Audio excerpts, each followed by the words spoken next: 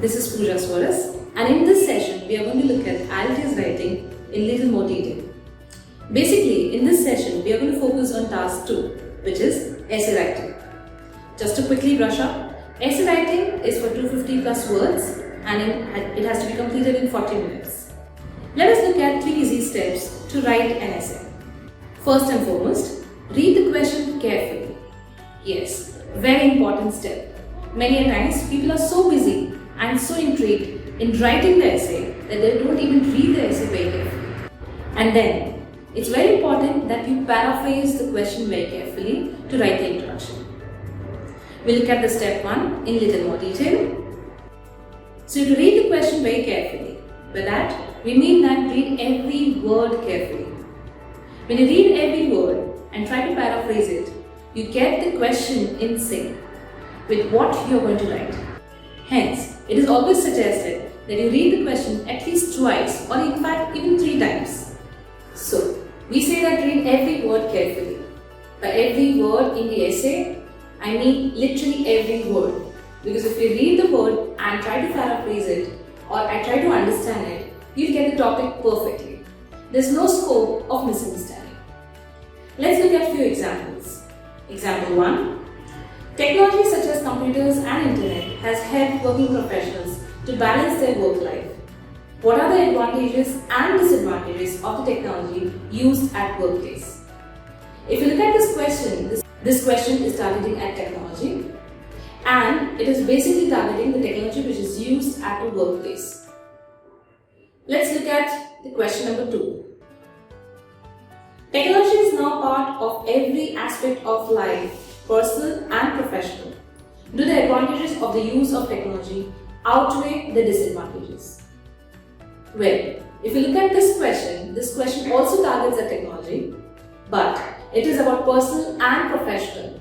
That means you can include both aspects of your life. Unlike where it was only focusing on the working professionals. Also, the type of question, the task which is asked to you is different in example 1. In the first example, it was asking you about advantages and disadvantages, and in the second one, it is asking about the advantages, do they outweigh the disadvantages. Also, let's look at example number 3.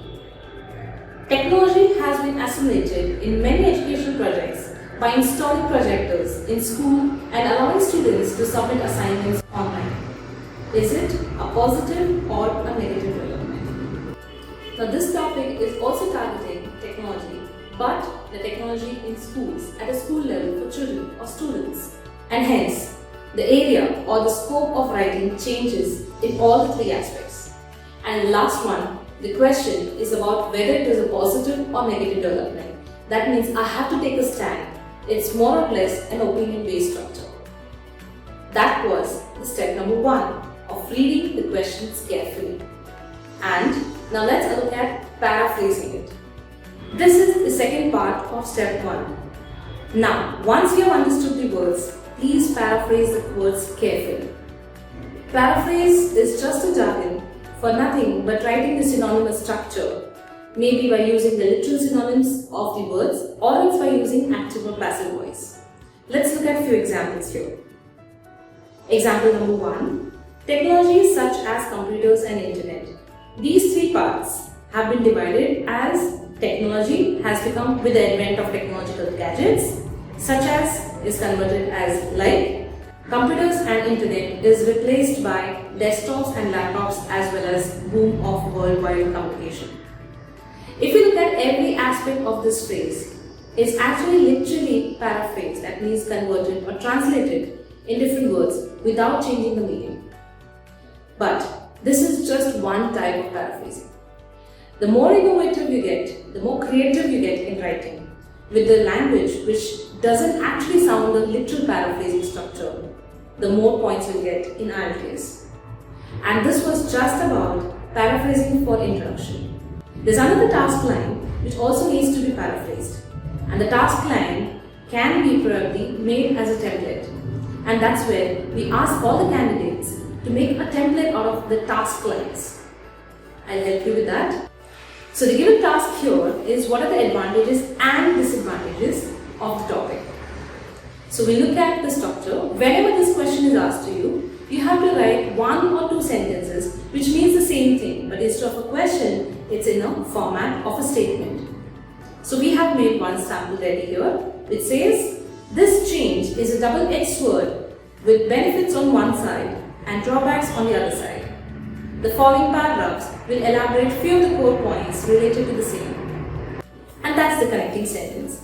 The last line, the following paragraphs, is something which is a connecting word, and that's also a very important aspect of introduction. Now let's look at step 2, which is making a mind map. Many times students tell that I cannot make a mind map. I cannot really think before the essay has to be written. And that's where they find themselves in problems at times. I would say out of 100, only 2 or 3 people can write naturally, because either their thinking and writing speed doesn't match. So in spite of being good orators, their writing is not well, it's not well organized, or it's not well planned. And hence, making a very brief mind map can help you. How to make a mind map?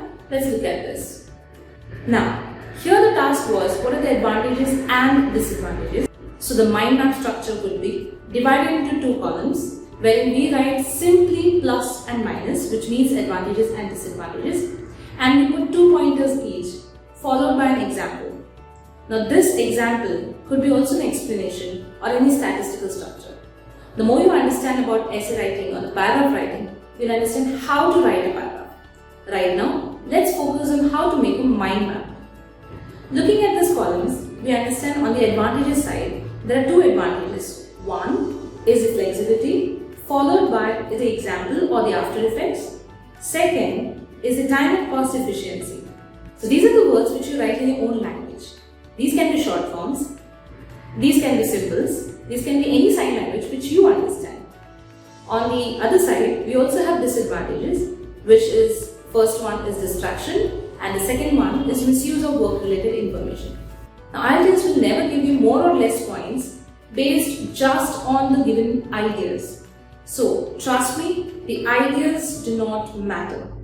By that, I mean ideas which are relevant, they matter, but positive or negative or this pointer versus that pointer may not matter a lot. So, don't overthink about which is the best point which I should be thinking of to give this answer.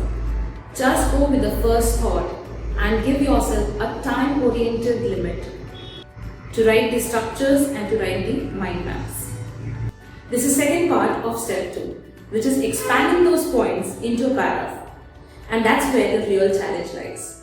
Expanding the pointers into a paragraph requires a lot of connectors, which we call it as discourse markers or signposts as jargons. How should we do this? Let's look at the advantages. Now, convert every word which is given in the column into a sentence. The first positive sign will get converted to a cliched statement as, there are multiple benefits of the above phenomenon. And the first point, the point that is digit 1, becomes firstly.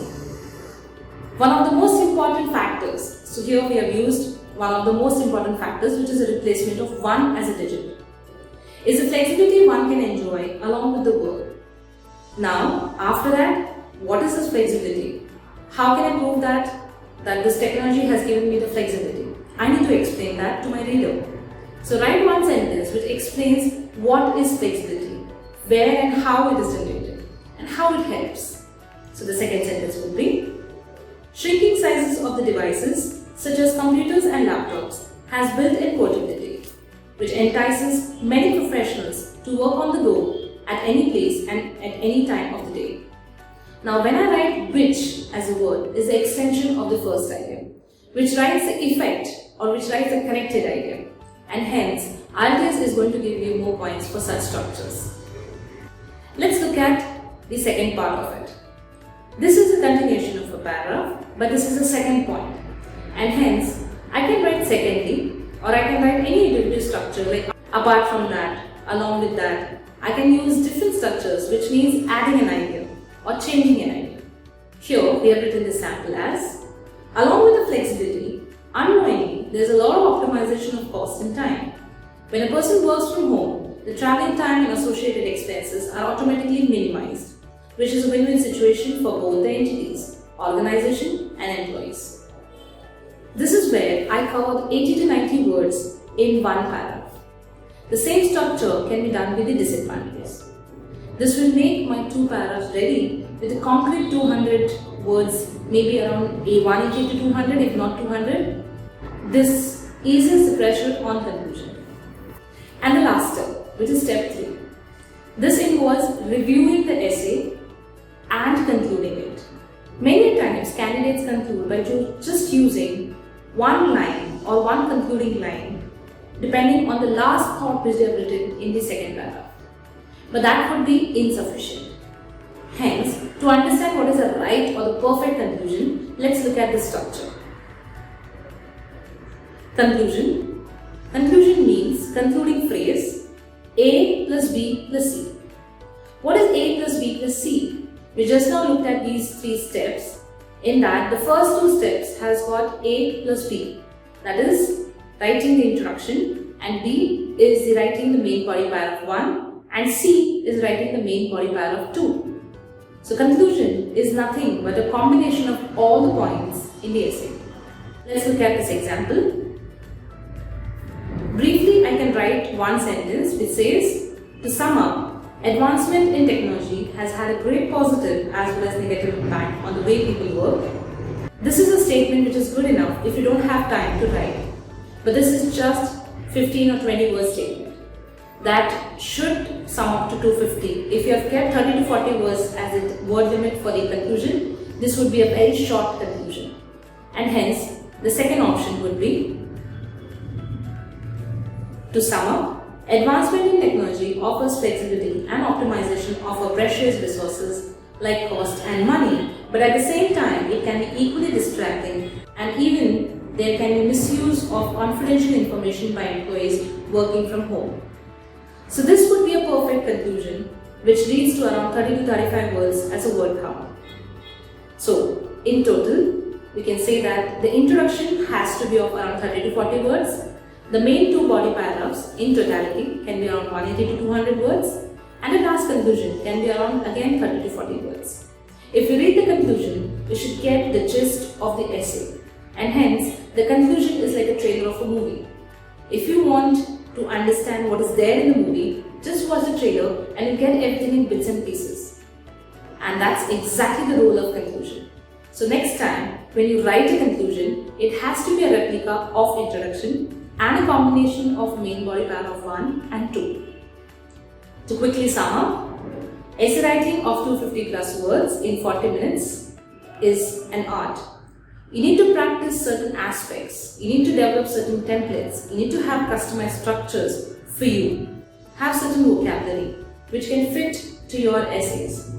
There's nothing right or wrong in terms of structures, but there's definitely a shortest way or a perfect way to write an essay.